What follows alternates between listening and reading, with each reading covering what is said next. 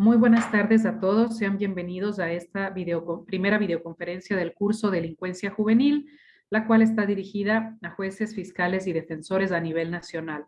En esta tarde nos acompaña el doctor Ignacio Mayoral Narro desde Costa Rica, a quien desde ya le agradecemos su cooperación para con este y otros procesos que ha venido colaborando con la Escuela de la Función Judicial de Ecuador. Antes de iniciar, como de costumbre, me permito realizar las recomendaciones habituales para el evento. Por favor, se solicita que cada participante ingrese identificado con su nombre y apellido, no utilizar alias ni sobrenombres. También con la finalidad de registrar su asistencia, en el chat Zoom de esta plataforma pueden ustedes ya encontrar el link de registro de asistencia, medio único por el cual podemos comprobar la misma. También les recomendamos colocarse cerca del Wi-Fi. Les recomendamos también no hacer uso de otras plataformas tecnológicas que puedan mermar la velocidad de su internet, como es YouTube, entre otros. También les informamos que sus micrófonos están silenciados con el fin de evitar interferencias. Sin embargo, si desean intervenir, realizar alguna pregunta, pueden levantar la mano en el icono que está en la parte de abajo de esta plataforma, donde pueden ustedes levantar la mano y les habilitaremos el micrófono por si desean ustedes intervenir. A continuación, entonces, vamos a presentar el doctor Ignacio Mayoral. Es, valga la redundancia, doctor en Derecho por la Universidad Pontificia de Comillas. También allí estudió la licenciatura en Derecho. Cursó también un máster en asesoramiento y mediación familiar en la mencionada universidad. También el doctor se desempeña como profesor adjunto de Derecho Penal y Mediación en la Universidad Internacional de Valencia, en España, centro universitario en el cual ha sido director de desarrollo del área jurídica de la Facultad de Ciencias Jurídicas y Sociales y responsable académico internacional. También el doctor ha tenido su formación en la parte investigativa en la Cátedra Santander Derecho y Menores de la Universidad Pontificia de Comillas. Luego también ha trabajado con niños, niñas y adolescentes infractores en calidad de jurista de centros privativos de libertad. Posteriormente se incorporó al Observatorio Internacional de Justicia Juvenil en Bruselas, donde asume su secretaría ejecutiva y la dirección de la Escuela Internacional de Justicia Juvenil. En el año 2011 inició su labor de docente en la Universidad Europea de Madrid, en la cual desempeñó diferentes cargos de gestión académica, entre ellos vicedecano del área de Ciencias Jurídicas y Políticas. El doctor Mayoral ha participado y organizado diversos eventos de carácter científico a nivel nacional e internacional.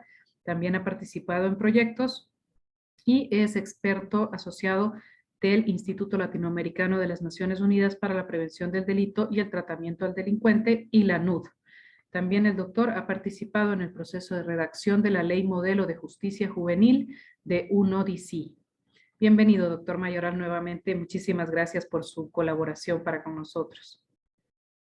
Muchísimas gracias, doctora Avilés, por su presentación e introducción a esta nueva colaboración entre la Escuela de la Función Judicial y la Universidad Internacional de Valencia, así como el Instituto Latinoamericano de Naciones Unidas para la Prevención del Delito y Tratamiento del Delincuente. Para mí es, una vez más, un gran honor. Ya son varias las sesiones que hemos podido compartir a lo largo de este año, pero eso no le quita ningún ápice de relevancia a este nuevo encuentro, a este nuevo diálogo, reflexión que me gustaría que podamos mantener en las próximas 2 horas, indistintamente de si llegamos a esas 2 horas o el tiempo es más breve, más conciso, pero el objetivo que me planteo para el día de hoy es que podamos reflexionar y que ustedes puedan, dentro de lo posible, abstraerse de su actividad y poder concentrarse y reflexionar una vez más y debatir y cambiar quizás ciertas ideas o chips en cuanto a la delincuencia juvenil, que es el nombre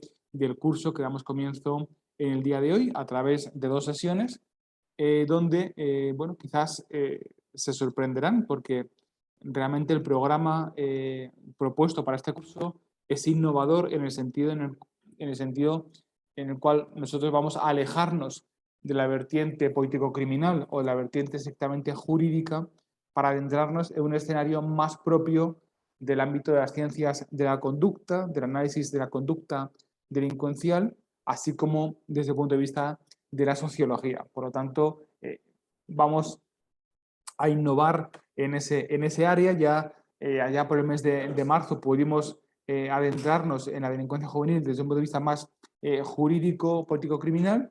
Bueno, pues las sesiones que vamos a desarrollar hoy viernes y el próximo viernes nos adentran en ese terreno que les decía más propio de las ciencias de la conducta. Sin más, si les parece, me gustaría compartirles una pequeña presentación PowerPoint que nos va a servir de guía realmente únicamente. Me gustaría usarlo como una guía, como una estructura para poder desarrollar la sesión, si bien sí que antes les voy a pedir que por favor, bueno, pues se muestren participativos y colaboradores en la sesión, porque vamos a hacer alguna que otra actividad conjunta de reflexión. Por lo tanto, bueno, ya sé que estamos a viernes, que todos estamos más cansados, pero sí que les pediría un último esfuerzo en la semana para sacar el máximo provecho a esta sesión. Así que sin más, procedo a compartir la pantalla.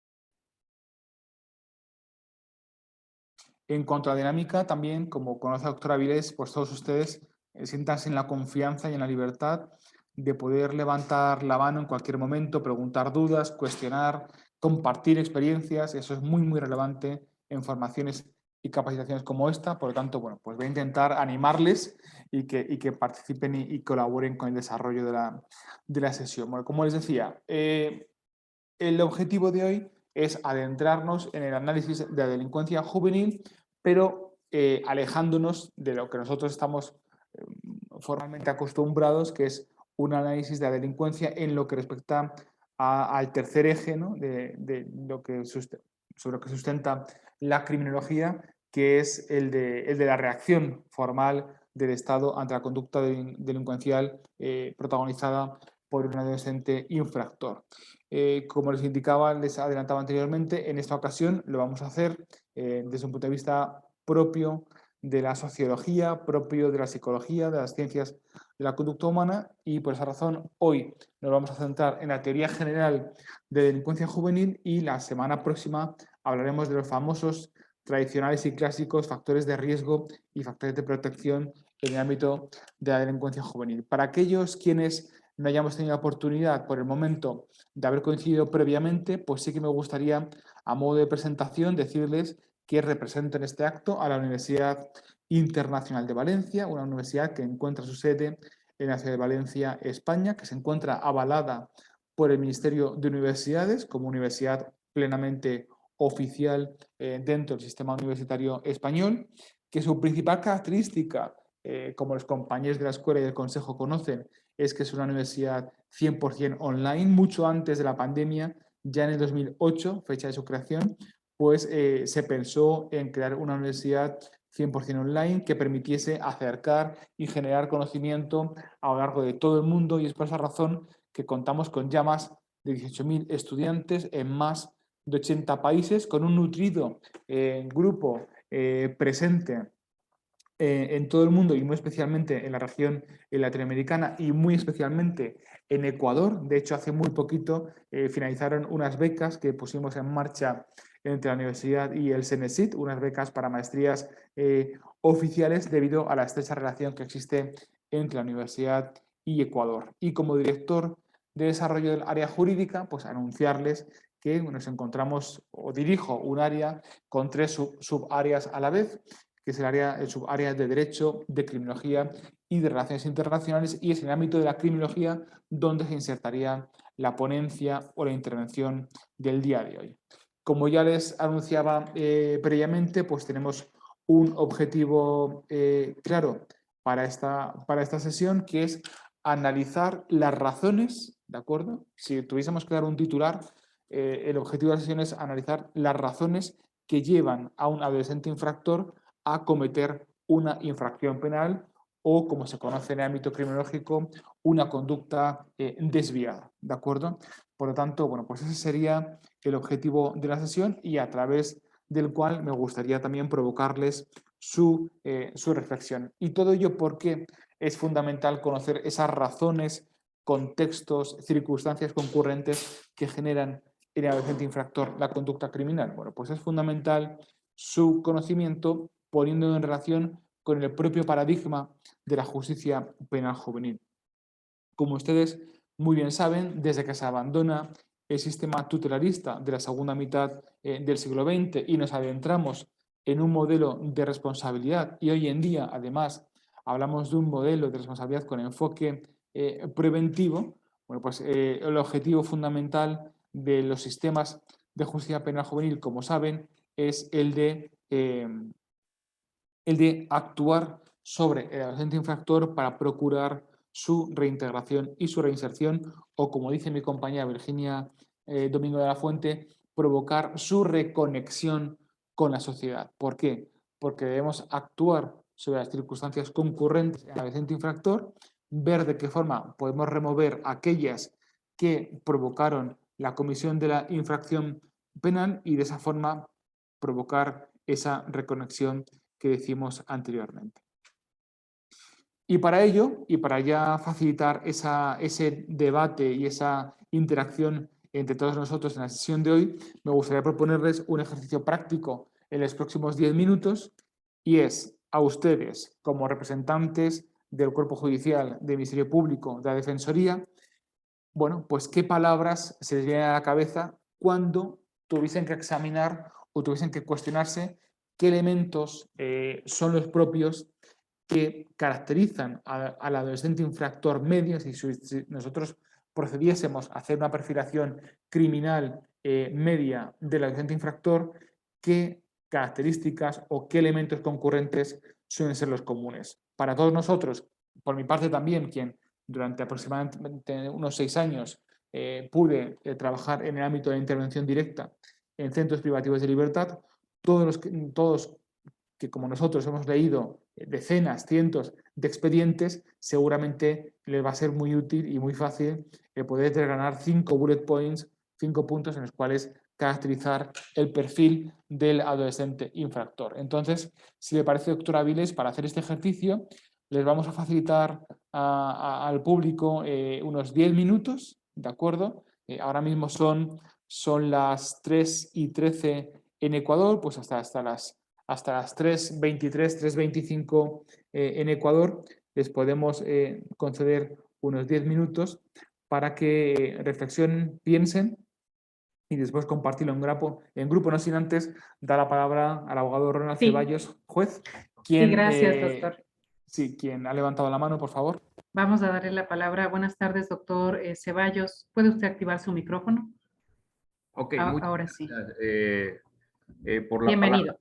palabra. Respondiendo a la interrogante que plantea el tutor, de la experiencia que yo he recabado cuando me ha tocado conocer causas de adolescentes infractores, esa respuesta la podemos dar con el examen biopsicosocial que se hace, que de acuerdo a nuestra legislación ecuatoriana es un requisito sine qua non que pasa de la etapa de evaluación y preparatoria de juicio a la etapa de juicio como tal, la cual pues hoy por hoy ya la Corte Constitucional dividió, pues entonces la justicia especializada, el juez de familia o el juez de adolescentes infractores especializado, la cual pues va a examinar al momento de etapa de juicio para imponer la medida socioeducativa, se nutre de ese examen biopsicosocial. Y de lo que yo he podido observar en los pocos casos que me ha tocado en conocimiento. Si me permite, doctor Ceballos, lo cierto es que la idea es que podemos reflexionar en estos 10 minutos y después exponer la conclusión. Lo digo para no para darle el chance también al resto del grupo. Lo digo para que no avance conclusiones. Ya, ok. En sí, el perfil de todo que coincide en todos los adolescentes en sí es la falta de educación. Es la falta de educación, la falta de oportunidades de acceder a cualquier nivel educativo. Ese es, en conclusión, para mí, el común denominador de todo.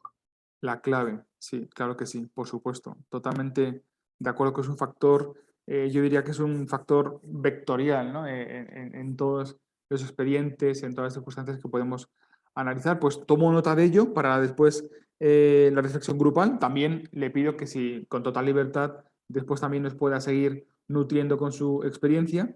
Así que si les parece, pues iniciamos ahora esos 10 minutos hasta las 3:25 y después abrimos también unos 10-20 minutos de reflexión grupal conjunta, ¿de acuerdo? Así que siéntanse libres de pensar, de tomar nota y después, por supuesto, de participar. Así que sin más, yo por mi parte, si les parece, apagamos cámara y micrófono para que se sientan más confortables y más a gusto en ese proceso de pensamiento, y ahí 25 y 26 nos conectamos de nuevo, ¿de acuerdo? Perfecto, Muchas iniciamos gracias. entonces los 10 minutos.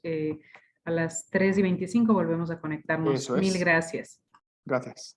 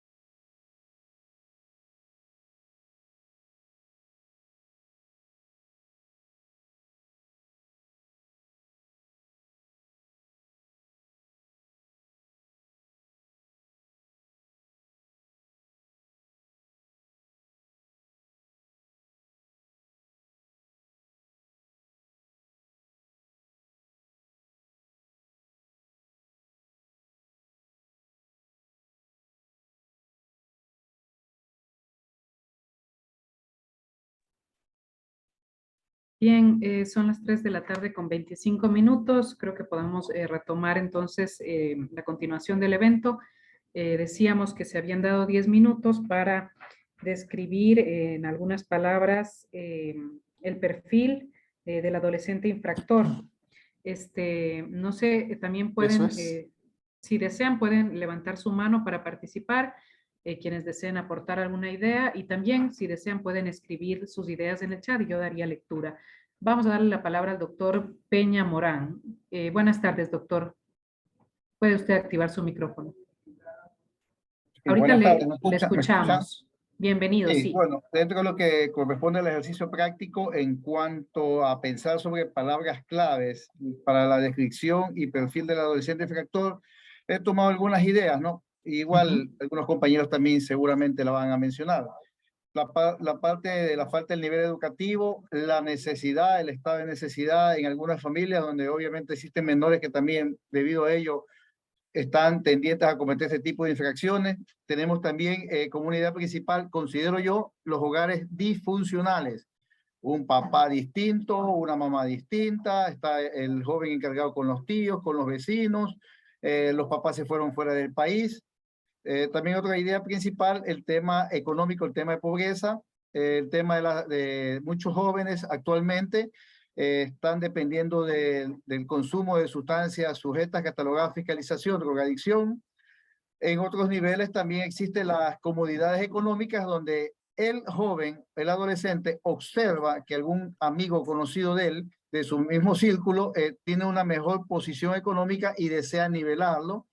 También tenemos el tema de, bueno, a nivel de ya de delito como tal, se está dando en nuestro país básicamente en lo que es Guayaquil, de la provincia del Guaya, el tema de sicariato, donde participan jóvenes, bueno, diversos delitos, pero principalmente el sicariato, donde participan jóvenes cometiendo este tipo de infracciones, en donde las organizaciones delictivas los adiestran para el cometimiento de estos delitos, teniendo en consideración que en el caso de nuestra legislación, la ley prevé una sanción para los jóvenes en este tipo de infracciones de hasta 8 años de sentencia, internamiento preventivo, que inclusive la misma normativa faculta que en cualquier momento el adolescente puede recuperar su libertad. Y esto lo que da facilidades a las bandas delincuenciales para que capaciten a los adolescentes a cometer infracciones y obviamente en lo posible materializar sus delitos.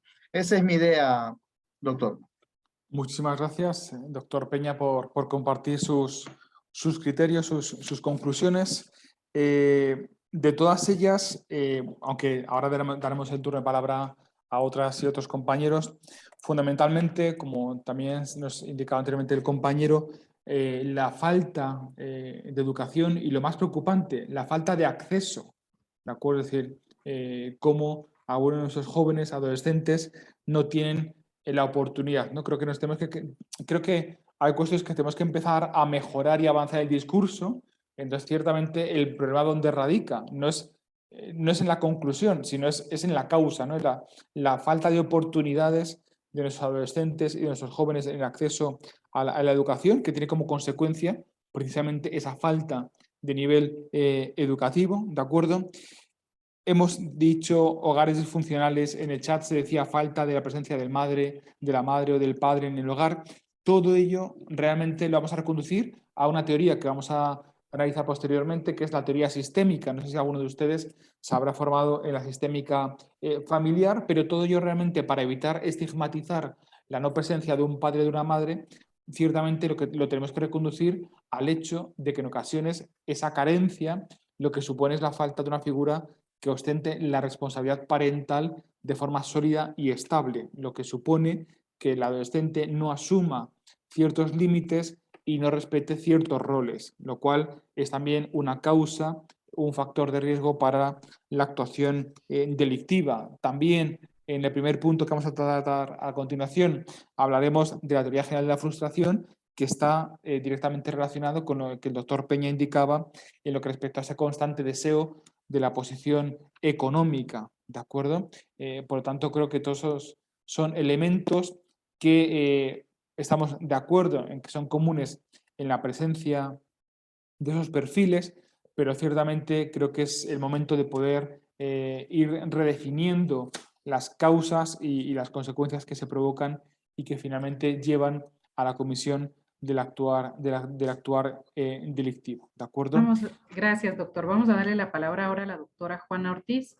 Bienvenida, doctora. ¿Puede usted activar su micrófono en este momento, por favor?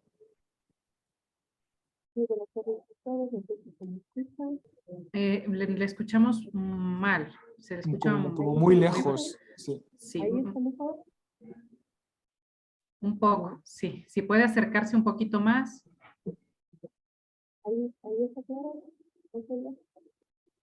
Un poco. Bueno, vamos a intentar escucharlo. Vamos a intentarlo, sí. Bueno, comparto las ideas dadas por Ignacio Mayoral y por el compañero anteponente, y lo único que tuviera que adherir es lo siguiente, que los adolescentes son víctimas de exclusión social, son frutos de hogares disfuncionales, vienen con faltas de oportunidades laborales, son víctimas de violencia intrafamiliar, son víctimas de abuso, falta de identidad social y cultural y la ausencia de referentes del civil. No necesariamente la existencia de un padre o madre, pero de un referente que haga esas condiciones de que desarrolle esta actividad dentro de su núcleo familiar. Eso sería mi participación. Muchísimas gracias, doctora Ortiz. Perfectamente expuesto en cada uno de sus puntos y como muy bien indicaba usted, en ocasiones no es que falte un padre o una madre, es que falta una figura estable de responsabilidad parental. ¿De acuerdo? Que es la terminología que se usa, por ejemplo, en el ámbito del derecho de la Unión Europea, ¿no? La responsabilidad parental, indistintamente de quien la ostente, lo importante es que el adolescente tenga esa referencia que supone, al fin y al cabo, la posibilidad de aprender límites, de respetar límites y de aceptar los roles que ahora veremos desde el punto de vista de la teoría sistémica, como les indicaba anteriormente. Muchísimas gracias, doctora, por la intervención. También tiene levantada la mano la doctora Norma Cecilia Rodríguez, por favor.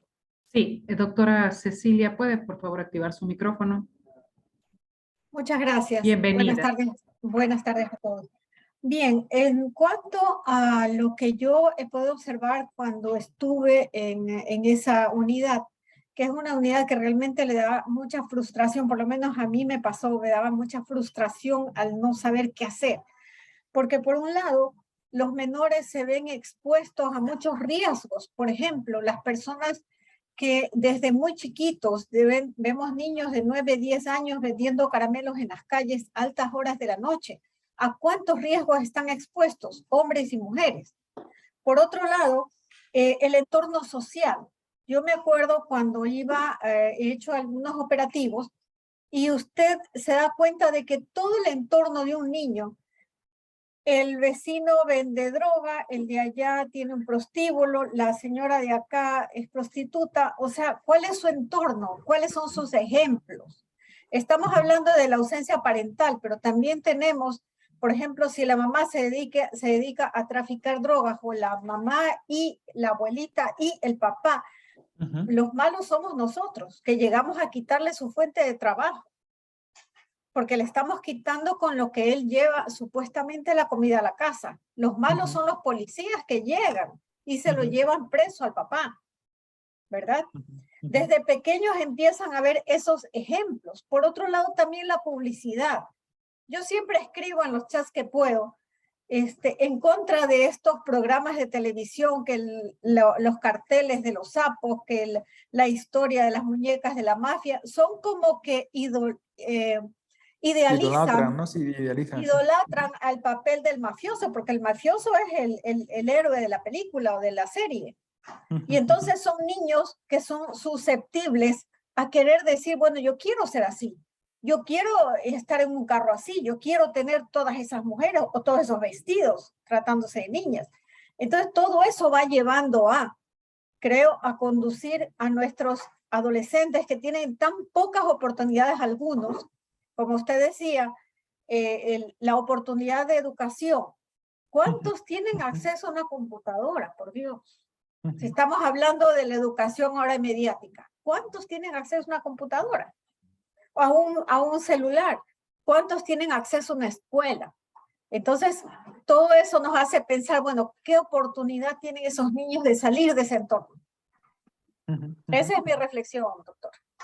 Muchísimas gracias, doctora. Creo que ha resumido muchos de nuestros pensamientos en una sola intervención, porque ciertamente, bueno, pues el entorno, el contexto. Yo cuando, les decía, trabajé durante tiempo como jurista en centros privativos, claro, cuando uno se lee el expediente de adolescente, yo la pregunta que me hacía era, ¿cómo no ha delinquido antes?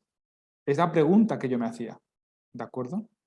Entonces, el contexto, como les indicaba, es fundamental. El entorno, la familia, los iguales, que también hablaremos de ello en la sesión de hoy. ¿Bien? Y lo más importante, cómo nosotros, como parte del aparato del Estado que reacciona contra la conducta criminal, qué podemos hacer para remover aquellas circunstancias. Porque al final, el niño o la niña va a volver a su espacio. ¿De acuerdo?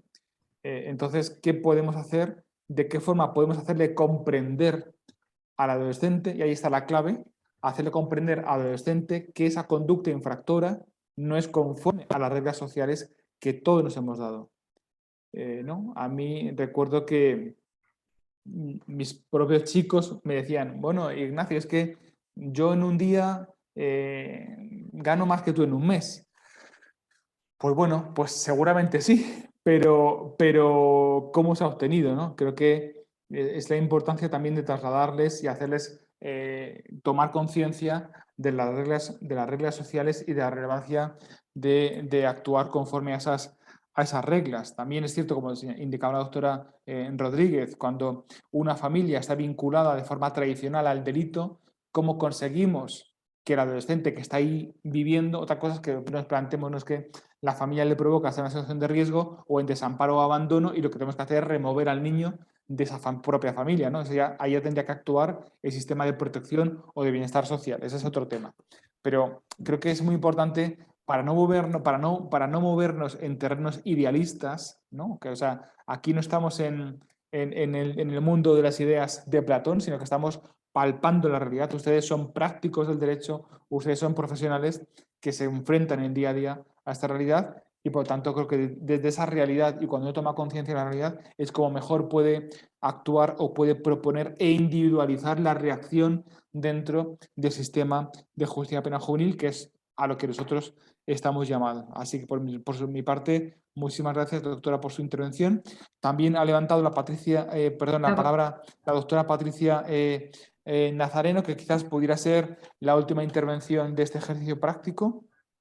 Sí, buenas tardes, doctora Nazareno, le escuchamos. Sí, buenas tardes. Interesante el tema en relación a lo que es justicia juvenil. Es lamentable realmente, bueno, he estado algunos años en las fiscalías de adolescentes infractores, y aún más con las reformas que se dieron con el Código Orgánico Integral Penal, los adolescentes al cometer una infracción, el mismo código les faculta a que haya medidas no privativas de la libertad, casos muy delicados actualmente, lo que es la posesión del arma de fuego.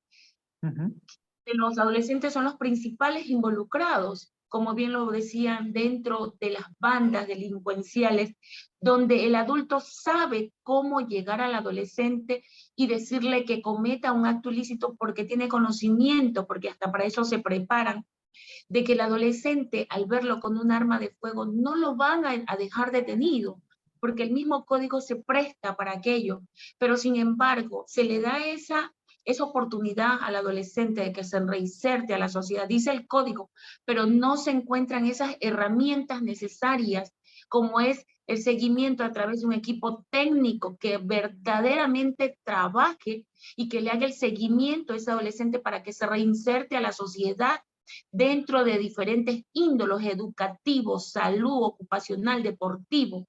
No existe eso.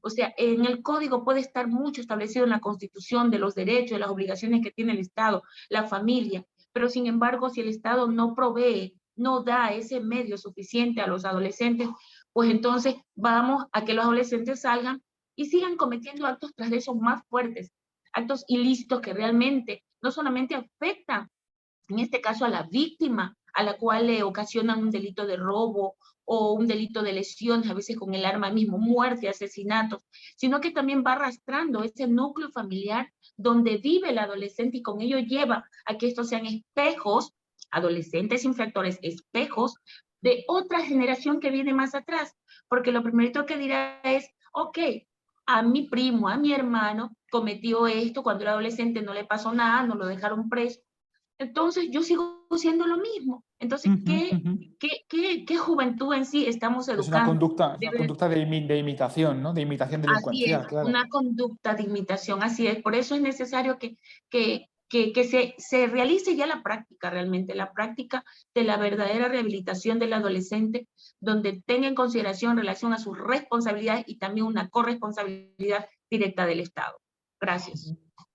Muchísimas gracias, doctora Nazareno. Sin lugar a dudas, quiero aprovechar su intervención para poner muy en valor, tal y como ya hicimos en el mes de marzo, la importancia de dotar de recursos humanos y económicos a través de equipos técnicos especializados. Como recordarán, la sentencia de la Corte Constitucional del Ecuador, año 2019, una sentencia histórica que cambia la percepción y cambia la visión del sistema de justicia penal juvenil, hace hincapié precisamente en esa especialización del sistema de justicia, pero el sistema de justicia también debe suponer o debe tener un acompañamiento de equipos técnicos que cumplan con esa labor de seguimiento que nos indicaba la doctora Nazareno.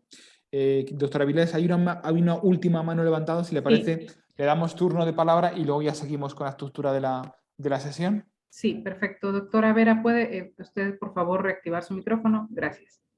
Sí, buenas tardes con todos los compañeros, amigos, colegas invitados a este evento tan importante para los funcionarios públicos que atendemos casos de adolescentes. Me preocupa un poco los criterios que se han vertido en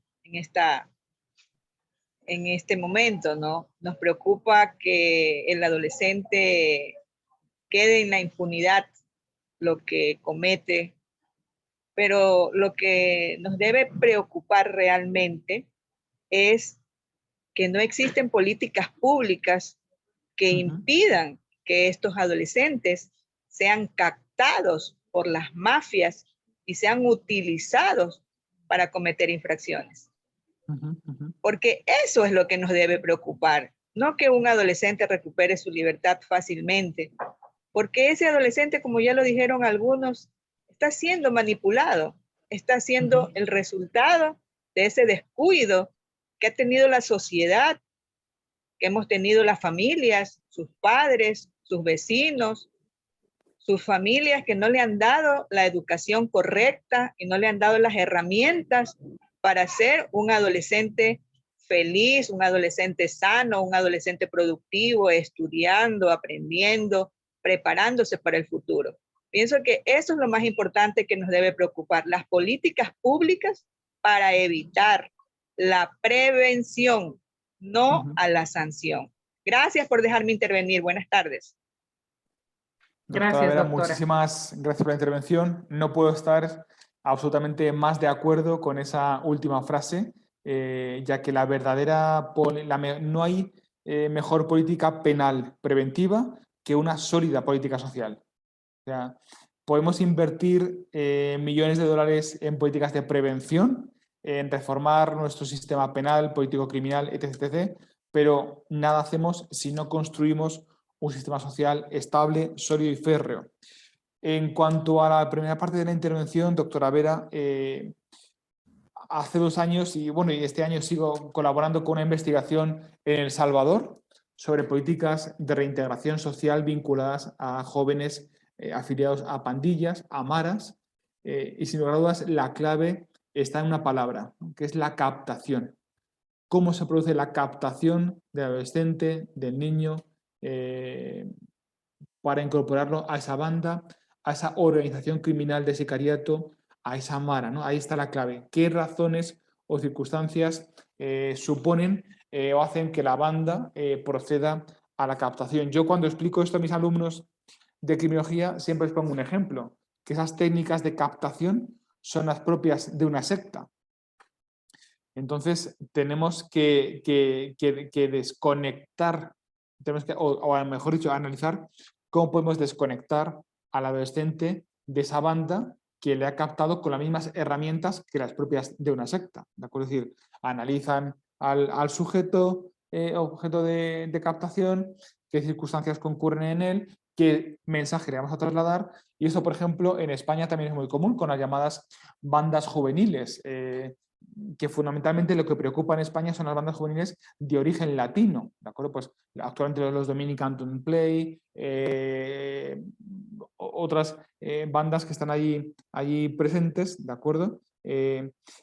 ¿Por qué? Porque la clave está en esos factores de riesgo sociales que hacen que la banda proceda a la captación del adolescente, ¿de acuerdo? Por lo tanto, analizando la situación de El Salvador, pues no es ninguna novedad si les afirmo que el salirse de la mara es poner en riesgo la vida de la persona y de su familia, ¿de acuerdo? Entonces, ahí está el peligro, que una vez que el adolescente se ha involucrado con la organización criminal, pues evidentemente no le van a dejar salir así por las buenas. Entonces, ya nos encontramos con un adolescente víctima de la propia banda, ¿de acuerdo? Entonces, creo que es muy importante lo que planteaba la doctora Vera.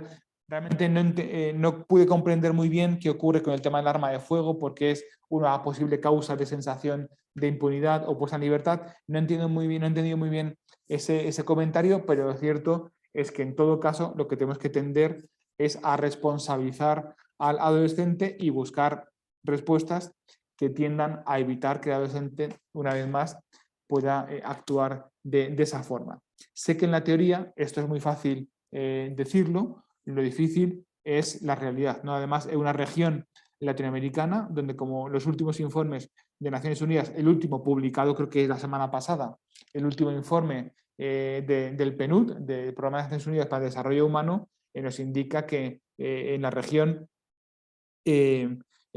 pues de nuevo se aumenta la brecha social y aumenta la inequidad en el reparto de la distribución de la riqueza, lo cual supone más desigualdad y por lo tanto más brecha entre unas capas sociales y otras. Relacionándolo con el nivel educativo, también hace 2 semanas creo que UNESCO ha publicado un informe de análisis de sistemas educativos a nivel internacional donde se afirma que la región latinoamericana no va a alcanzar en educación los objetivos propuestos para el 2030, con lo cual se perpetúan fallas que ya conocíamos, que ya existen y que hace falta del ímpetu y del compromiso de todos los poderes públicos para poder repararlo. ¿De acuerdo? Ahora sí, última intervención del doctor Peña, como intervino al principio, le damos el turno de palabra ahora para que cierre este ejercicio práctico, que creo que ha sido absolutamente interesante y muy nutritivo, y creo que para cumplir con el objetivo de la sesión, como decía al comienzo, creo que, bueno, pues yo lo que quería era provocarles una reflexión conjunta, un pensamiento conjunto, y que, sin lugar a dudas, cuando nos enfrentemos al adolescente, no le veamos únicamente como una persona que ha cometido tal crimen, sino una persona en su entorno, en su contexto. ¿De acuerdo? Doctor Peña, por favor. Sí, gracias, doctor, por el uso de la palabra. Dado que usted ha mencionado el último examen que hizo la UNESCO, efectivamente sí, yo lo leí. Y no solamente es el único, otras organizaciones no gubernamentales a nivel internacional han hecho un estudio comparado, pero todo ese estudio tiene un antecedente muy fuerte, lo que nos ha dejado el asunto del COVID-19. Debido a aquello, tenemos tentativamente, según los últimos estudios, un rezago en la parte educativa de un promedio más o menos de 10 a 15 años. Hasta cierto punto estamos hablando de una etapa de cambio generacional debido al retraso en la parte educativa y que ha originado, obviamente, que muchos estudiantes, en el caso de nuestro país, abandonen los estudios, no vayan a los colegios, la cuestión económica, el tema familiar, muchos han quedado huérfanos. Vemos esta problemática muy fuerte y obviamente siempre tenemos el concepto de que el Estado, porque así lo dice nuestra Constitución de Ecuador y la mayoría de las constituciones de América y del mundo, el Estado es responsable de políticas públicas claras en temas educativos. En el caso de nosotros, el 30% se supone, entre comillas, debe de ser aportado como presupuesto del Estado a la parte educativa. Esto no se cumple. Y considero yo que las investigaciones que ha hecho la UNESCO a nivel de todo lo que es América Latina, estamos todos igual, al mismo nivel. Ese es el desfase que vamos a tener en estos 10 años venideros, en donde la educación, que obviamente se ha omitido, en este caso, que sea cumplida por parte de los adolescentes, vamos a tener menos profesionales, menos temas académicos. El rezago va a ser muy importante en el sentido de que no podremos salir de ese nivel bajo de educación que vamos a tener en este tiempo que va a transcurrir.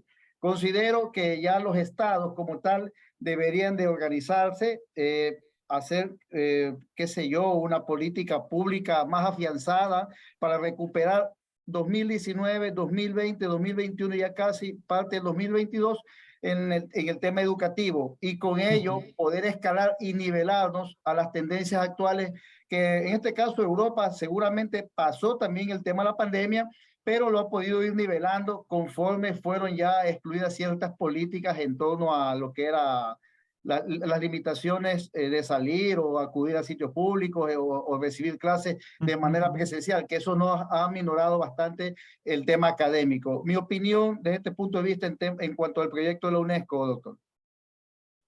Muchísimas gracias, doctor Peña, por su reflexión. Sí, también quería citar otro estudio de UNESCO que afirmó que la región latinoamericana fue la última a nivel mundial donde se incorporaron a nivel de primaria y también secundaria los alumnos, con lo cual eso también evidentemente pasa factura, y va a pasar factura unido a la desconexión digital que hubo durante la pandemia, porque había regiones en las cuales el acceso digital era más fácil y en otras no, como es la nuestra, en la cual actualmente nos encontramos, ¿de acuerdo? Por lo tanto, muchas gracias por su comentario, y sin lugar a dudas, la educación es la clave, ¿no? Lo decían al comienzo de la intervención el compañero, el factor educativo es la clave en todas estas cuestiones, y por de ahí que nuestros estados, especialmente en la región, tengan que invertir más en este sentido. Pues si les parece, muchísimas gracias por todas y cada una de las intervenciones, tanto orales como las que he podido leer en el chat. En ese sentido, pasamos a continuación, damos por finalizado el ejercicio práctico, ¿bien?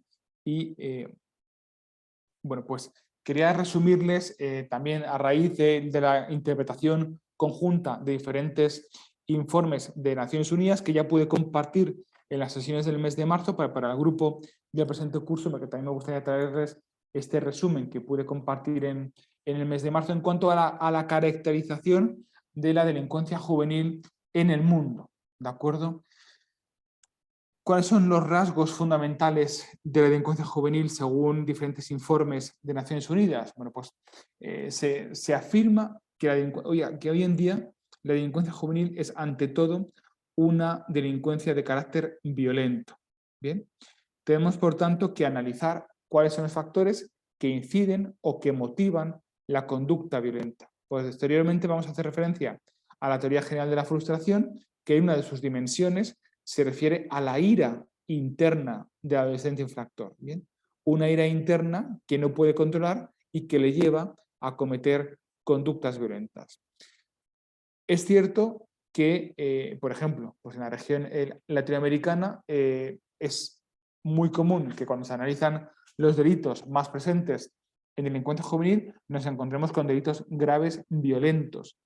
Me refiero a delitos contra la vida. Pero es que en aquellos países donde ni siquiera en los 10 o 15 primeros aparecen los delitos contra la vida, como es el caso de España, por ejemplo, resulta que sí que aparecen en primer lugar delitos que incorporan el elemento típico violencia, como son las lesiones, el robo con violencia, la violencia psicológica a través de la coacción, conductas de acoso, violencia intrafamiliar, violencia de género. ¿De acuerdo? Es decir, ¿qué les quiero trasladar?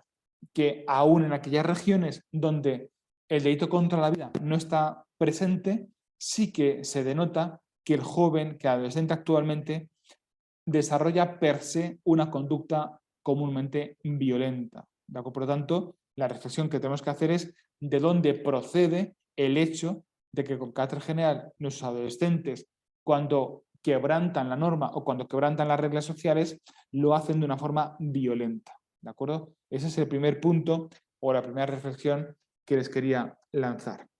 También se afirma por parte de Naciones Unidas que del total de delitos cometidos por jóvenes infractores, adolescentes infractores, entre 2/3 y 3/4 partes, sus conductas violentas se cometen en grupo. Se trata de una violencia grupal. Por lo tanto, si unimos los dos factores, nos encontraríamos con una violencia violenta grupal. Este último elemento o esa última característica ciertamente no nos tiene que llevar a sorpresa ni nos tiene que causar extrañeza. ¿Por qué? Porque desde el punto de vista criminológico, como todos ustedes saben, el adolescente se desarrolla en grupo. ¿De acuerdo? El adolescente requiere de sus iguales para madurar, para desarrollarse socialmente. Un segundo, por favor.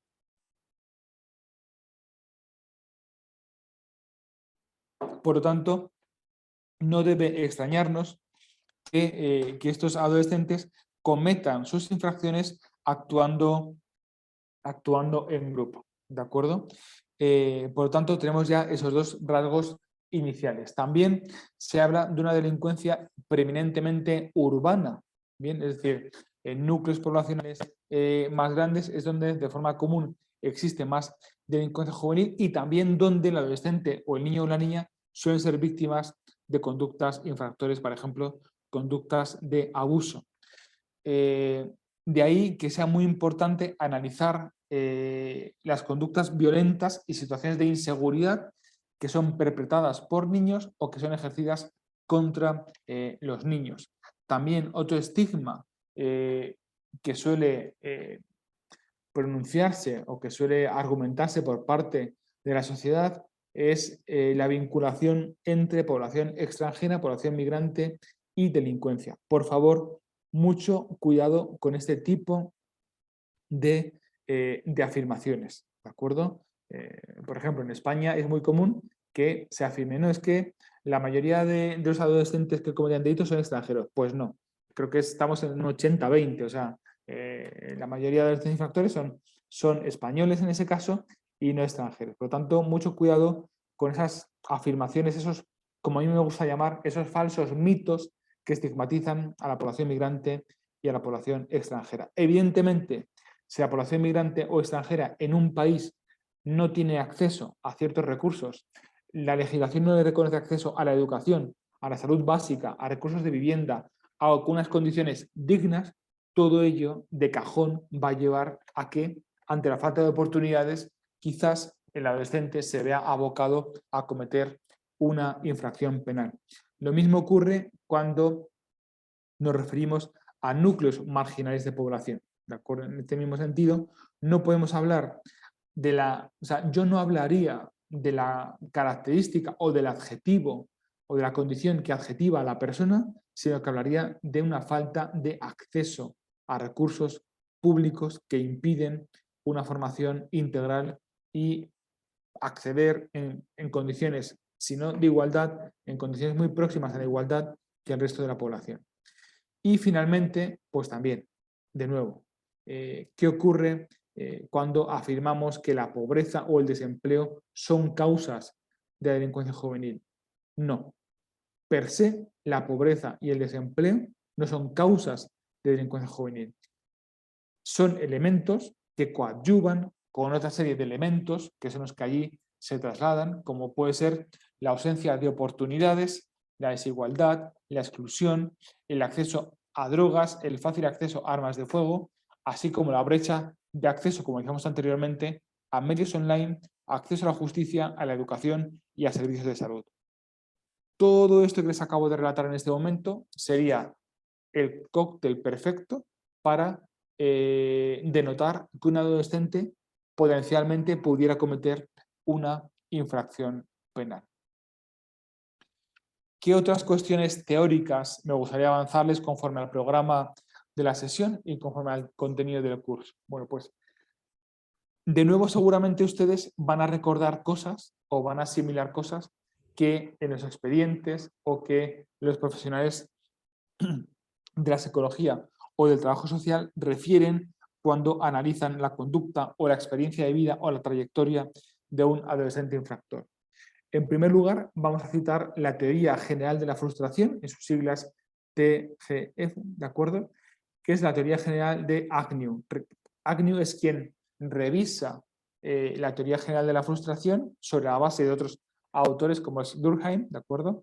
Y en este caso, ¿qué me gustaría destacar o qué me gustaría rescatar respecto de Agnew y su teoría general de la frustración?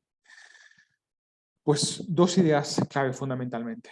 Debemos recordar en este punto que Agnew, como decíamos, tiene como enlace directo o su antecedente inmediato la teoría de Durkheim y su obra El suicidio. No sé si alguno de ustedes está familiarizado con esta teoría, pero muy brevemente, para que nos entendamos y no alargar más este aspecto, Durkheim relata o afirma, asevera que la presión social puede llegar a tal nivel que pudiera provocar que una persona llegase incluso a cometer un suicidio. Esta es la teoría muy brevemente y de una forma muy sucinta. Es lo que nos traslada Durkheim a través de su obra El suicidio. ¿Bien? Es decir, cómo la sociedad puede provocar tal presión en una persona que puede llevarle al suicidio, ¿no? Lo que evidencia es cómo el individuo no solo es individuo como tal, sino cómo influyen en él todos los elementos concurrentes que se encuentran alrededor del mismo, ¿de acuerdo? Bueno, pues esta teoría la toma Agnew como base, ¿de acuerdo? Y Agnew apuntala en el año 1992, la teoría general de la frustración, en el sentido de que, bueno, pues la sociedad también provoca o le lleva a la persona a tener ciertos deseos, ¿no? Anteriormente un compañero lo anunciaba, ¿no? Hablaba del deseo de una posición económica, ¿no? Bueno, pues en ese sentido es también un ejemplo paradigmático cuando hablamos de la teoría general de la frustración, en el sentido de que la fuerza social es tal que le provoca a la persona ciertas ambiciones, ciertos deseos que le provoca frustración. Y al joven, al adolescente, le provoca frustración que al no verse cumplido sus deseos le provoca ira y al provocarle ira le provoca una reacción violenta porque el adolescente no ha asumido otra forma de gestionar el conflicto interno o el conflicto con la sociedad. ¿De acuerdo? También podríamos vincular aquí la teoría de la anomia social, la falta de normas, la falta de valores, la falta de reglas, ¿no? Aun si bien los autores que estamos aquí vinculando señalan o indican que en toda etapa social hay una serie de reglas y una serie de valores, pero en las etapas de transición es donde puede ser que se viva esa anomia, que el individuo también puede vivir y que entonces también fortalece o le lleva a reaccionar de una forma inadecuada en ese escenario de falta de reglas y de falta de valores. Una de las novedades de Agnew en su revisión de la teoría general de la frustración es que no solamente lo vincula a esa frustración social respecto del no cumplimiento de ambiciones o de deseos, sino que también indica que el adolescente o el joven puede sufrir esa frustración cuando se encuentra inserto en un escenario o en un contexto que no responde a sus objetivos, ¿de acuerdo? Que no responde a sus deseos. Ahí también habría frustración y por tanto también puede haber ira y por tanto también puede haber reacción violenta en su actuar. ¿De acuerdo? Por tanto, de ahí la importancia de la teoría de Agnew, de esa teoría general de la frustración y que seguramente muchos de ustedes habrán leído una frase típica en los expedientes de adolescentes infractores que dice algo así, como que el adolescente muestra o denota una tolerancia cero a la frustración, ¿no? ¿Qué queremos decir cuando afirmamos que el adolescente denota una tolerancia cero a la frustración? Que no admite el no y que no admite el no cumplimiento de sus objetivos y no admite el no cumplimiento de sus deseos. Y ante ese no cumplimiento de sus deseos, su forma de solucionarlo es la conducta violenta. ¿De acuerdo? ¿Qué podemos encajar aquí de forma totalmente perfecta?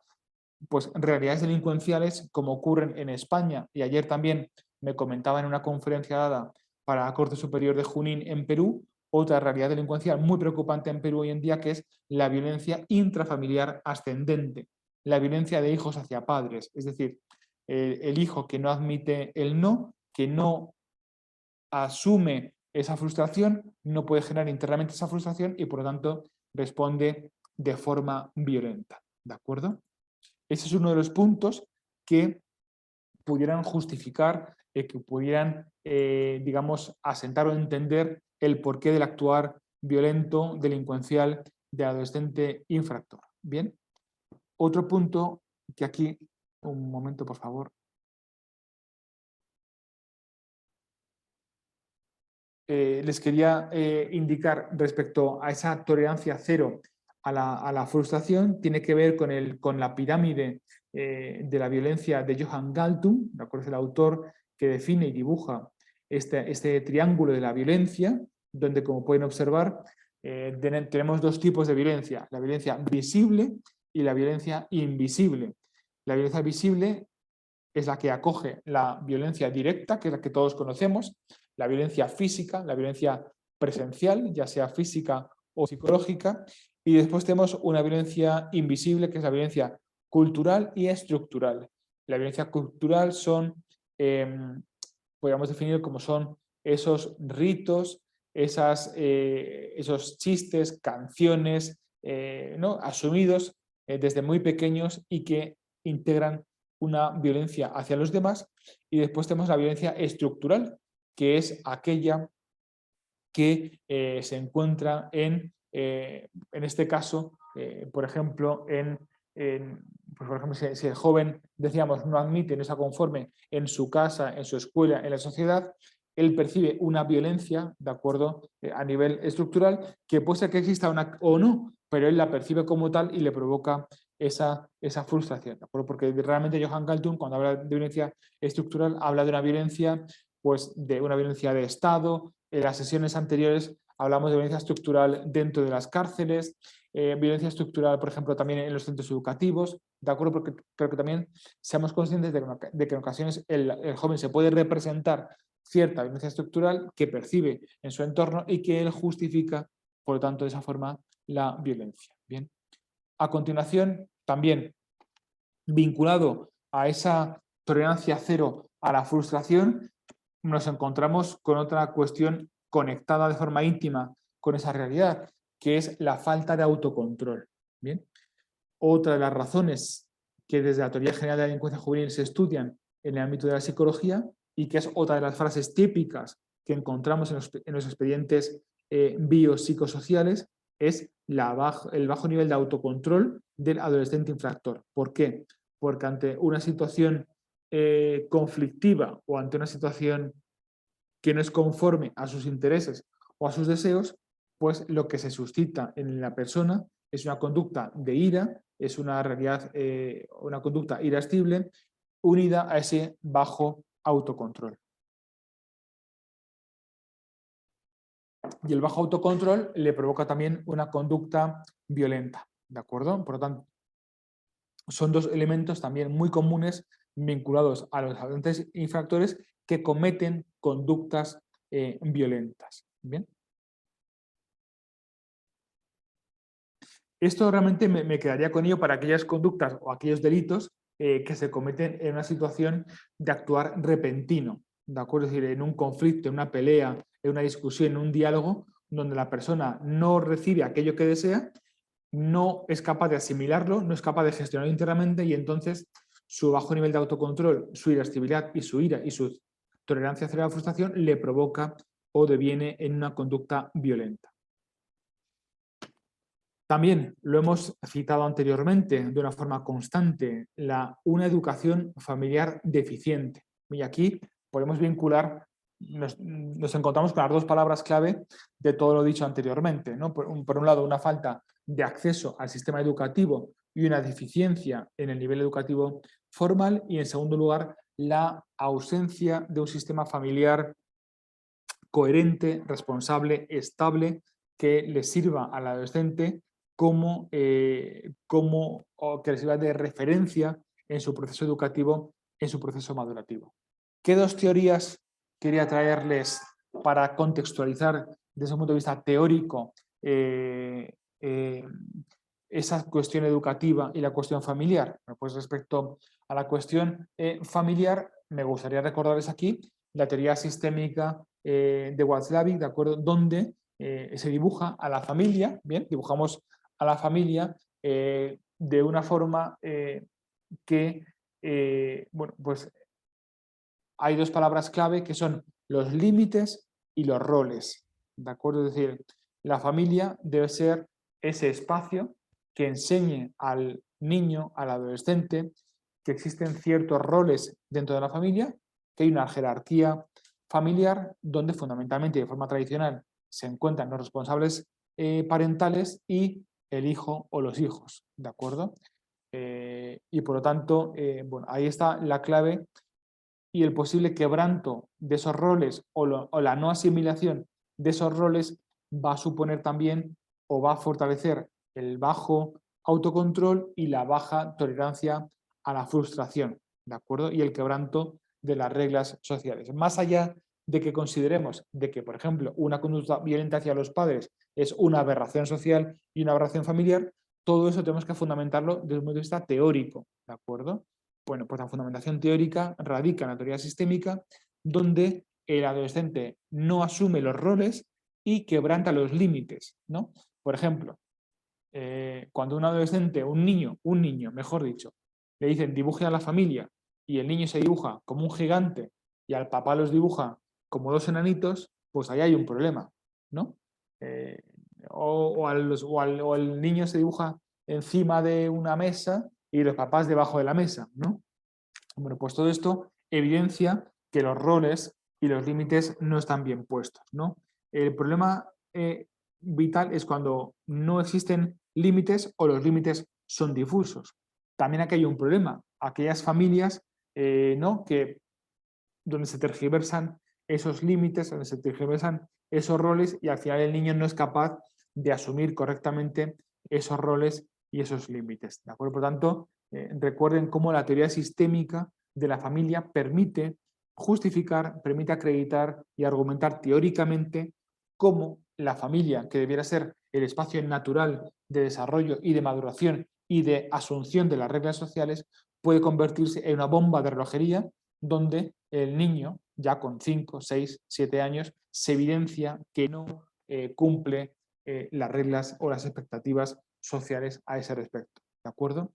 Y también aquí quería traerles la famosa teoría ecológica del desarrollo humano de Yuri Bronfenbrenner, ¿de acuerdo? Quien lo que nos traslada, Bronfenbrenner a través de su teoría ecológica del desarrollo humano, lo que nos traslada es cómo todos los elementos en torno al adolescente y en torno a la persona influyen, ¿bien?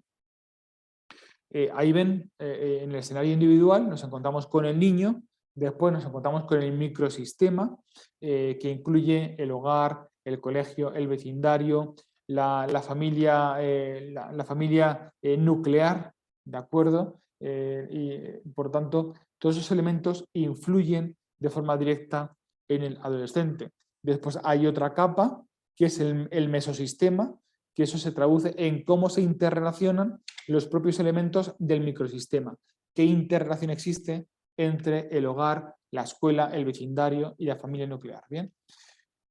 Después nos encontramos con otro nivel que es el exosistema, ¿bien? Que es el lugar o el entorno de trabajo de los padres, el colegio del niño, servicios comunitarios, medios de comunicación, etc. Nos encontramos ya a un nivel mucho mayor, a un nivel superior, ¿de acuerdo? Que también va a incidir en el desarrollo madurativo del niño y después nos encontramos ya con el macrosistema, que es el nivel superior, que es el nivel estructural de la sociedad, valores, creencias, costumbres y normas. Bien, bueno, pues todo eso de una forma transversal incide en el niño, ¿vale? Y no inciden de una forma autónoma, sino que también incide en cómo se interrelacionan todos estos elementos entre sí. Y la inadecuada interrelación o la falta de peso de algunos de estos elementos puede ser también que nos permita justificar el porqué de una conducta violenta, el porqué de una conducta delincuencial juvenil. ¿De acuerdo? El típico ejemplo, ¿no? El famoso triángulo niño, familia, escuela. ¿Qué se dice hoy? ¿Qué se dice hoy actualmente? ¿No? Frente a personas como yo, que nos educamos en los años 80, ¿no? En la primera infancia, ¿qué se nos dice hoy en día? Que el triángulo escuela, familia, niño ya no existe, está roto, ¿de acuerdo? Ya no se otorga autoridad al colegio, no se otorga autoridad a los profesores y por lo tanto el niño no asume el colegio como un escenario de autoridad y de asunción de roles y de asunción de límites. Por lo tanto, ahí hay un quebranto que provoca también que el mesosistema no actúe de forma adecuada, protegiendo como un factor de protección al niño. ¿De acuerdo? También todo ello en la teoría ecológica del desarrollo humano de Brenner nos permite avanzar a algo que vamos a ver a continuación, y es cómo actúan los iguales, ¿no? Los pares, los amigos, qué influencia tienen sobre el niño. ¿De acuerdo? Para mí son dos teorías que desde mi carrera universitaria y mi formación como mediador me ayudaron muchísimo a entender y a comprender la conducta delincuencial en los jóvenes, en los adolescentes. Por un lado, la teoría sistémica en el ámbito familiar y la teoría ecológica del desarrollo humano, porque te permite detectar qué teclas no han funcionado y cuáles hay que activar para poder individualizar la respuesta dentro del sistema de justicia penal juvenil. También decíamos anteriormente cómo el colegio, la escuela, puede influir, ¿no? En el desarrollo del niño dentro del microsistema, ¿no? Yéndonos a la teoría de Bronfenbrenner. Decimos cómo las experiencias escolares negativas pueden suponer un factor de riesgo en la realización de conductas delincuenciales. ¿Experiencias escolares negativas en qué sentido? Bueno, pues puede ser que el niño adolescente infractor sea, por ejemplo, el acosador en el centro educativo frente a otro menor víctima, pero es que también puede ser que el futuro adolescente infractor sea el menor víctima de acoso, que una vez superada esa situación, lo que reproduce es la conducta acosadora. ¿Bien? O que como víctima actúa de forma vengativa frente al resto con conductas delincuenciales. ¿Bien? Entonces, el mensaje que les quiero trasladar es que cualquier vivencia negativa en sede escolar puede constituirse como un factor de riesgo para la comisión futura de acciones delincuenciales por parte de los adolescentes. ¿De acuerdo? Nos encontramos con un escenario que hoy en día también llama poderosamente la atención de los estados. ¿De acuerdo? Recuerdo también un informe de UNESCO, creo que es del 19, del año 19, sí, pero de la pandemia, en el cual nos daba datos a nivel latinoamericano de cómo el acoso escolar y la violencia escolar están incidiendo directamente en el bajo rendimiento académico y en el retraso académico que se está produciendo en determinados países debido a la alta presencia de la violencia escolar en las escuelas. ¿De acuerdo? Entonces, creo que es muy importante que también pongamos el foco ahí. Siempre se dice falta de educación, falta de familia estable y responsable, pero también tenemos que poner el foco en las vivencias del adolescente dentro del colegio,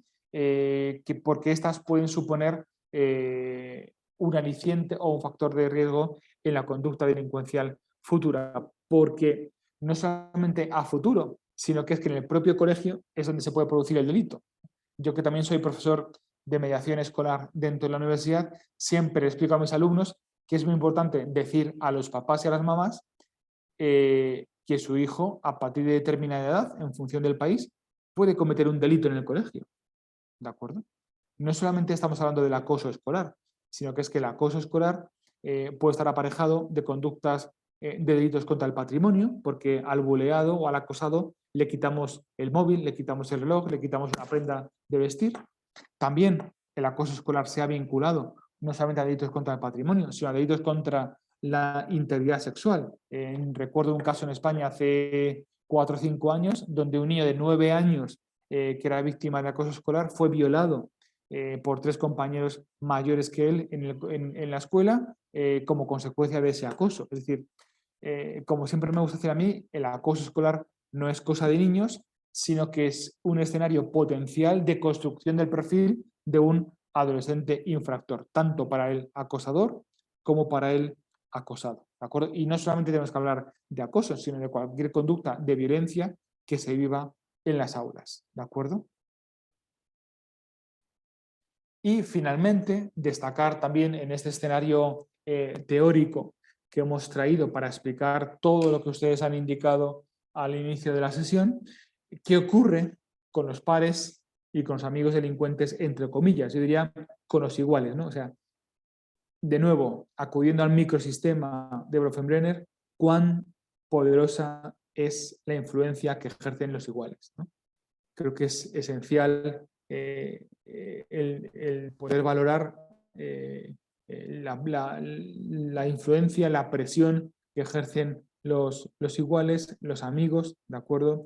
En el colegio, en la sociedad, en la comunidad vecinal, etcétera, etcétera. Y cómo también estos pares amigos en ocasiones nos puede llevar a integrar a una banda futura, ¿no? Como hemos tocado el tema de la organización criminal y de las bandas juveniles, como también los iguales y los pares nos pueden llevar al adolescente a acabar formando parte de una banda, ¿no? Porque los pares captan a un nuevo colega, a un nuevo amigo, y de esa forma incorporarle a una banda futura, ¿no? Por tanto, creo que en todos los artículos y bibliografía que pudiésemos emplear, hemos descrito aquí o hemos justificado teóricamente aquí 3 elementos esenciales en la construcción del perfil del delincuente infractor, que es familia, escuela e iguales.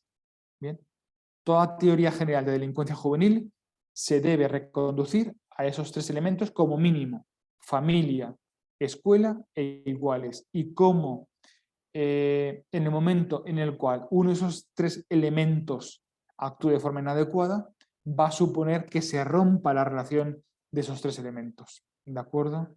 Si el niño en la escuela no asume roles, no asume autoridad, ¿por qué lo va a asumir luego en la familia?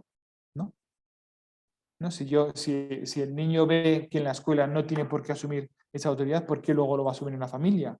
O si los iguales no son un espacio adecuado o de construcción positiva o de factor de protección del adolescente, ¿qué traducción va a tener luego en la familia y qué traducción va a tener luego en la escuela? Es decir, son 3 elementos que no debemos analizar como compartimentos estancos, sino que debemos analizar de forma conjunta todos ellos, ya que van a justificar muchas de las conductas delincuenciales, que además hay que unirlos, como dijimos anteriormente, a la baja tolerancia a la frustración y al bajo autocontrol y a la ausencia de valores como por ejemplo el respeto hacia la vida, el respeto hacia el otro, el respeto en concreto hacia los diferentes, ¿no?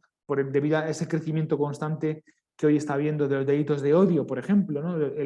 El discurso del odio que tanto está calando en los adolescentes, ¿no? Bueno, pues por todo ello, creo que sesiones como la de hoy son hiper relevantes para entender de una forma más clara y entender de una forma más de conjunto los elementos que pueden llevar a un adolescente a cometer una conducta infractora. ¿Y por qué es importante manejar todos esos elementos que llevan a un adolescente a cometer una conducta infractora? Pues porque tenemos que cumplir con un objetivo, y el Estado debe cumplir con un objetivo en la justicia de menores, que es, tal y como nos indica el artículo 40 de la Convención, debemos promover la reintegración del niño, ¿de acuerdo? Y que éste asuma una función constructiva en la sociedad, ¿de acuerdo? Por todo ello, en los informes de carácter biopsicosocial nos encontramos con apartados específicos que analizan el entorno familiar, el entorno educativo, los iguales, ¿de acuerdo? Evidentemente el informe social y en su caso el informe que emite el psiquiatra. Por tanto, todo ello es lo que nos va a aportar información para determinar qué aspectos no han funcionado en la vida del adolescente infractor y de esa forma poder diseñar el programa individualizado de ejecución de la sanción para poder remover los elementos que llevaron a la comisión de la conducta infractora. Bueno, pues sin más, por mi parte, llego hasta aquí leyéndoles un párrafo final que fue la primera lectura que hice a los alumnos del curso del mes de marzo. Y creo que es muy interesante porque ¿qué ocurre si no funcionan correctamente esos elementos que hemos visto anteriormente? Familia, escuela, iguales, la interconexión entre sí, o no hemos detectado desde la primera infancia elementos propios de esa baja tolerancia a la frustración, ausencia de límites, ausencia de errores. Pues que el niño puede acabar cometiendo una infracción penal y eso le puede llevar a una privación de libertad, ¿de acuerdo? ¿Y qué ocurre con los niños y niñas que entran en contacto con el sistema de justicia penal juvenil y en concreto con el privativo de libertad?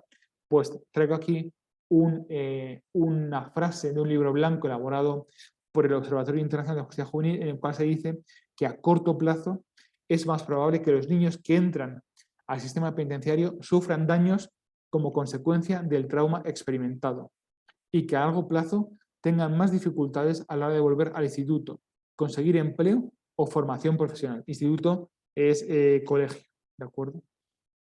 Tendrán, por lo tanto, más posibilidades de ser una carga sobre la economía y la sociedad en su conjunto, en vez de contribuir a su progreso y recuperación en el contexto de una crisis económica. Una crisis económica como la que hemos empezado a vivir en la actualidad, ¿de acuerdo? De ahí la importancia de tratar e intervenir con el agente infractor a futuro para que sea realmente un agente de cambio y no sea una carga para la sociedad. Así que por mi parte abriríamos aquí el periodo o el tiempo de reflexión grupal final de la sesión, ¿de acuerdo? Y por mi parte también despedirme de todos ustedes, aunque nos veremos el viernes que viene. Ahí tienen mi LinkedIn y mi correo de la universidad, así como el del ILANUD, por si en estos días desean escribirme o pedir algún tipo de información complementaria. Doctora Avilés, por mi parte. Gracias, doctor. Antes de concluir, voy a leer algunos de los comentarios que pusieron algunas personas por escrito en el momento en el que se realizó el ejercicio práctico, para no dejar por fuera estos comentarios importantes. La doctora Ángela Zambrano dice: el adolescente se desenvuelve en una sociedad donde hay pobreza y falta de educación. El doctor Carlos Melo aportó: los adolescentes son personas en formación que aún pueden aprender, que tienen más opciones de a qué dedicarse. El doctor Juan López dice que hay una falta de figura parental en el hogar. El doctor César Malo dice se debe a hogares disfuncionales, situación de calle, drogadicción, manipulación de adultos para cometer delitos a cambio de retribución. La doctora Mayra Pacheco dice falta de recursos económicos, hogares disfuncionales, consumo de sustancias, haber sido víctima de delitos sexuales. La doctora Kelly Vera dice podemos aportar nuestro granito de arena cuando nos toca intervenir en casos tratándolos con dignidad. La doctora María Gómez dice los adolescentes infractores necesitan personal que les guíe en su aprendizaje y a tener valores, un hogar estable, etc. Bien, con todos estos comentarios, pues agradecerle, doctor, desde la Escuela de la Función Judicial de Ecuador, nuevamente por su cooperación para con estos procesos académicos que se realizan y que se dirigen a la comunidad jurídica de este país. A los participantes, si me permite, doctora, un segundo únicamente, quisiera agradecer también los comentarios que se han emitido a través del chat, que todos ellos encajan con lo que hemos ido señalando verbalmente también en la intervención sobre el ejercicio práctico, y me gustaría como tarea para la semana próxima, por favor, como nos veremos el viernes que viene, hablando sobre factores de riesgo y factores de protección, que también continúen profundizando en el análisis de todos los elementos que hemos ido señalando, que reflexionen sobre lo que hemos visto de la teoría general de la frustración, la teoría ecológica del desarrollo humano y la teoría sistémica familiar, para poder utilizarlas en la próxima sesión en algún tipo de ejercicio práctico, ¿de acuerdo? Gracias, doctor. Sí, efectivamente, también comentarles a los participantes que la próxima conferencia será el próximo viernes 23 de septiembre a la misma hora, 3 de la tarde, con ponencia también del doctor Mayoral. Si desean nuevamente rever o volver a ver esta conferencia, les informo que todas las conferencias se graban y se cargan a la plataforma de la escuela. Ustedes tienen acceso ingresando con su cédula de identidad y pueden ahí volver a ver la grabación o solicitar el link de la videograbación al correo escuela.judicial@funcionjudicial.gov.es. Muy buenas tardes a todos y que tengan un muy buen fin de semana. Gracias, doctor. Muchísimas Hasta pronto. gracias. Buenas tardes.